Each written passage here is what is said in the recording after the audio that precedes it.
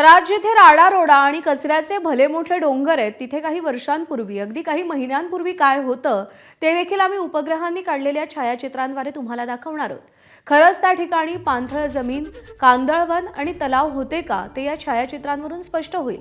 पाहुयात आमचे प्रतिनिधी अक्षय भाटकर यांचा हा रिपोर्ट। आज मी तुम्हाला गुगल अर्थच्या द्वारे एक नक्शा दाखवणार आहे। हा नक्शा आहे दिवा आणि मुंब्रा या दोन स्थानकांच्या दरम्यानच्या एका जमिनीचा।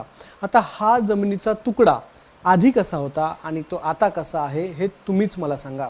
माझ्या मागे तुम्हाला या मोठ्या स्क्रीनवर हा दिसतोय तुकडा। इथे या बाजूला मुंब्रा भाग आहे।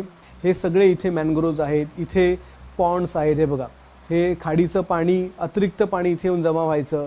इथे देखील ही तळी आहेत ज्या ठिकाणी जास्त पाऊस झाला की खाडी आपोआप खाडीचं पाणी वाढतं, उल्हासनदीचं पाणी आतमध्ये येतं आणि इथे ते पाणी जमा व्हायचं, जेणेकरून मुंब्रा शहरात आणि आसपासच्या दिवा शहरामध्ये पाणी साठायचं नाही। आता हा संपूर्ण हिरवा भाग आपण पाहताय, इथे देखील हिरवा भाग आहे। पण हा जो फोटो आहे जो गुगलच्या सॅटेलाइटने घेतलेला आहे तो फोटो 2016 सालचा आहे, म्हणजे आजपासून तब्बल 10 वर्षांपूर्वीचा हा फोटो आहे। हा 2020 चा फोटो आहे। इथे आपण पाहताय हा चुहा ब्रिज आहे। इथे हळूहळू भराव टाकायला सुरुवात झालेली आहे। हा पूर्ण भाग गेलेला आहे, पण इथली तळी, इथलं मॅनग्रोव्ज हे तसंच आहे। हे बघा, इथे देखील हिरवळ आपल्याला दिसते।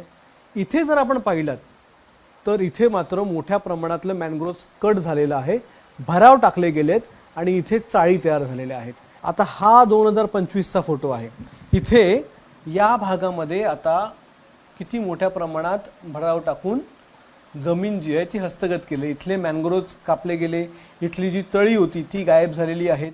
इथे तर ही पूर्ण या चाळीने व्यापलंच, पण या बाजूचा भाग, हा संपूर्ण मधला भाग, या भागामध्ये आता अतिक्रमण सुरू झालं, डम्पिंग सुरू झालं। आणि त्या 2026 च्या फोटोमध्ये तुम्ही पहा हे किती भीषण आहे, हे किती धोकादायक आहे आणि हे किती सगळ्या नियमांना पायदळी तुडवून करण्यात आलेलं काम आहे।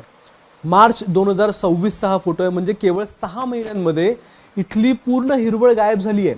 80 ते 100 एकर वरची जमीन लँड माफियांनी गिळंकृत केलेली आहे। लँड माफियांनी भराव टाकून त्या ठिकाणी ही जागा स्वतःकडे घेतलेली आहे आणि याकडे कोणाचंही लक्ष नाही। TMC म्हणजे ठाणे महानगरपालिकेच्या अखत्यारीत हा भाग येतो। ठाणे महानगरपालिकेने इकडे लक्ष द्यायला हवं, ते लक्ष देत नाहीत। ज्या वन विभागाला खूप काळजी असते की आमचे मॅनग्रोव्ह वाचायला पाहिजे, त्या वन विभागाला हजारो कंप्लेंट करून देखील ते आजपर्यंत या भूभागावर आले नाहीत, त्यांनी कारवाई केली नाही। यामागे कोण मोठे मासे आहेत, यामागे या जमिनीचा वापर नेमका कोणत्या योजनेसाठी केला जाणार आहे, कोणत्या बिल्डरच्या घशात हा प्लॉट टाकला जाणार आहे, हे सगळे जे प्रश्न आहेत त्या सगळ्या प्रश्नांची उत्तरं आपल्याला मिळत नाही आहेत। त्या सगळ्या प्रश्नांची उत्तरं शोधायचं काम हे काही सामाजिक कार्यकर्ते करतात, वनशक्तीसारखी संस्था करते, रोहित जोशी सारखे ॲक्टिव्हिस्ट करतात, पण सरकार मात्र मूग गिळून गप्प आहे। डोळे झाकून हा जो प्रकार चालू आहे त्याला प्रोत्साहन द्यायचं काम सरकारमधले कोण व्यक्ती करतायत, प्रशासनातले कोण व्यक्ती करतायत, कोण अधिकारी करतायत, कोण नेते मंडळी करतायत, हे शोधायचं काम आता आपल्यावर आहे। कॅमेरामन विनेसह अक्षय भाटकर, ABP माझा, ठाणे। ABP माझा, उघडा डोळे बघा नीट।